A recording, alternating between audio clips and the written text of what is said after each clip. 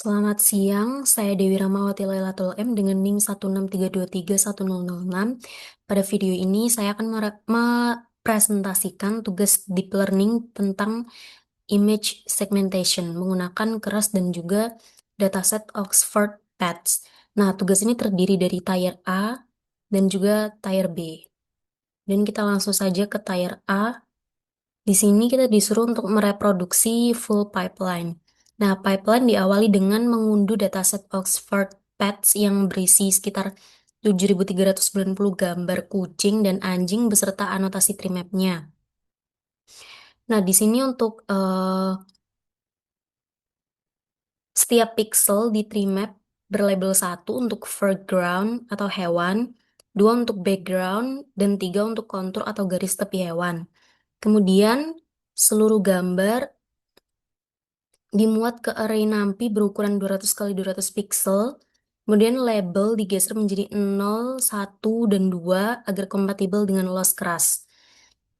Kemudian data di shuffle dengan seed yang sama untuk menjaga pasangan gambar mesh tetap selaras. Kemudian di sini model dibangun dengan arsitektur encoder-decoder. Encoder di sini mengecilkan gambar dari 200 kali 200 menjadi 25 kali 25 menggunakan convolution 2D dengan stride sama dengan 2, sementara decoder membesarkannya kembali ke 200 kali 200 menggunakan konvolusi 2D transpose. Kemudian untuk lapisan terakhir menghasilkan 3 channel dengan softmax dan 1 probabilitas kelas per pixel. Ini untuk hasil summary modelnya. Di sini total parameternya sekitar 2880,643. Kemudian setelah model dilatih selama 50 epoch, di sini dapat dilihat untuk kurva loss-nya menunjukkan pola yang sesuai dengan teori, yakni untuk training loss-nya dia menurun, tetapi setelah sekitar epoch 40-an dia naik. Kemudian untuk validation loss-nya dia awal-awal sejajar atau berhimpitan dengan training loss, kemudian dia mulai naik hingga sekitar epoch 38-an, kemudian dia turun ya, menunjukkan indikasi overfitting. Kemudian ini adalah salah satu hasilnya untuk hasil gambar segmentasinya. Kemudian selanjutnya untuk nomor 2, di sini disuruh untuk memverifikasi parameter. Di sini verifikasi parameternya secara manual menggunakan rumus KH dikali KW dikali in channels plus 1, kemudian dikali out channels. Nah, di sini pada lapisan pertama, konvolusi 2D dengan kernel 3x3, kemudian input channelnya 3, dan filternya 64. Kemudian dikalikan 3 kali 3 kali 3 ditambah 1, kemudian dikali 64 sama dengan 1792, yang hasilnya sama dengan hasil dari kerasnya. Kemudian untuk yang lapisan kedua, di sini input channelnya 64, dan kemudian 3 dikali 3 dikali 64 ditambah 1, kemudian dikali 64 sama dengan 36.928, yang juga hasilnya sama dengan model keras. Kemudian untuk lapisan yang ketiga dengan input channel 64 dan filternya 128, maka 3 kali 3 kali 64 ditambah 1 dikali 128 sama dengan 73.856. Ketiganya sesuai dan terverifikasi sama seperti model keras. Kemudian untuk yang nomor 3 yakni tabel transformasi. Di sini ditampilkan tabel transformasi bentuk yang memperlihatkan simetri encoder-decoder secara eksplisit. Kemudian encoder di sini menurunkan dimensi spasial dari 200 ke 100, kemudian ke 50, kemudian ke 25, sambil menaikkan channel dari 3, kemudian ke 64, kemudian ke 128, kemudian ke 256. Kemudian decoder melakukan kebalikannya, yakni dari 25 ke 50 ke 100, kemudian ke 200. Dengan channelnya semakin menurun, yakni dari 256 ke 128, kemudian ke 64, kemudian ke 3. Nah, di sini bottleneck ada di tengah pada ukuran 25 kali 25 kali 256. Simetri ini hanya menjamin output sama besar dengan input. Kemudian yang selanjutnya untuk nomor 4 yakni visualisasi prediksi. Di sini dapat dilihat eh, prediksi pada 5 gambar validasi.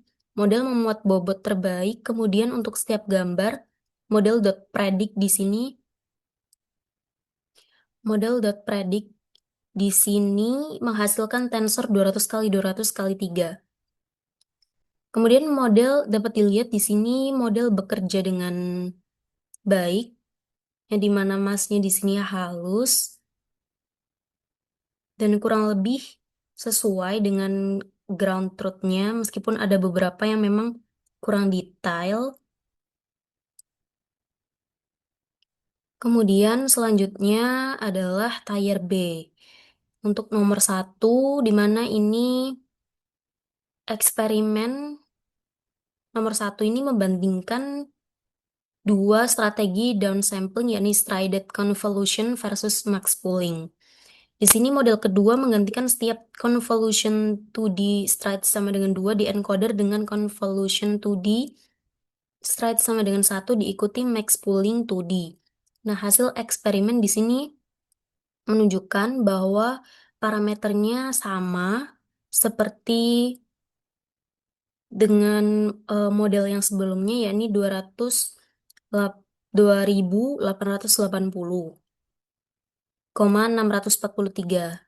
Tetapi model max pool di sini dapat dilihat bahwa membutuhkan waktu lebih lama per epochnya sekitar 97 detik dari yang model pertama tadi sekitar 77 detik. Kemudian ini untuk kurva loss training dan juga loss validation-nya. Lalu untuk hasil prediksi, visualisasi prediksinya dapat dilihat di sini.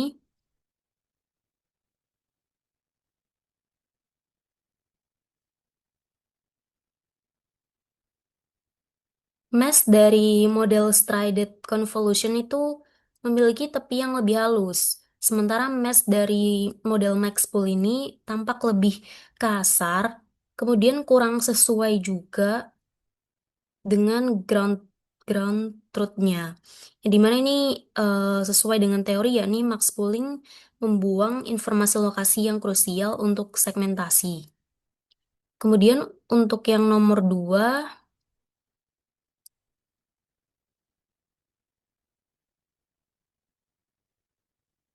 pada eksperimen kedua melatih ulang model dengan image size di sini 96 kali 96, yang dimana hasil parameternya tetap yakni sekitar 2880,643, membuktikan bahwa konvolusi tidak bergantung pada resolusinya. Kemudian untuk waktu pelatihannya turun drastis menjadi lebih cepat, sekitar 18 detik per epochnya. Kemudian di sini dapat dilihat untuk visualisasi prediksinya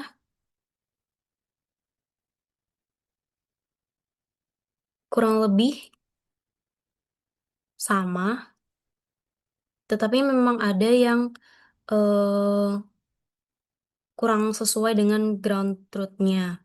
Seperti pada input yang nomor 1 ini,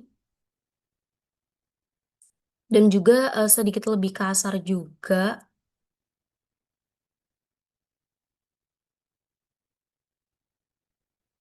Kemudian untuk yang nomor 3, untuk mini esai di sini, eh, yang dimana saya disuruh untuk harus menjelaskan kepada teman saya yang hanya mengenal klasifikasi. image klasifikasi, mengapa output segmentasi itu harus sama besar dengan inputnya. Intinya di sini klasifikasi ini butuh satu jawaban untuk satu foto. Sedangkan untuk segmentasi butuh satu jawaban untuk setiap pixelnya. Foto yang memiliki 200 kali 200 ini mempunyai 40.000 pixel, sehingga dibutuhkan 40.000 jawaban, dan itu membuat ukuran output harus sama dengan ukuran inputnya.